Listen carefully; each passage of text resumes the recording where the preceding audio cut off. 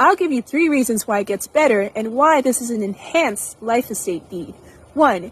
You can still sell the property without any permission from your remaindermen. 2. You can still take out a mortgage on the property.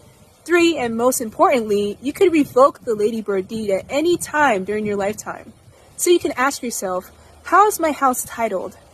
What will happen to my house if I pass away? Who will it go to? How will it go to them? Is a Ladybird deed right for me? This content is informational only and not legal advice. Please speak with a licensed Florida estate planning or probate attorney about your particular circumstances.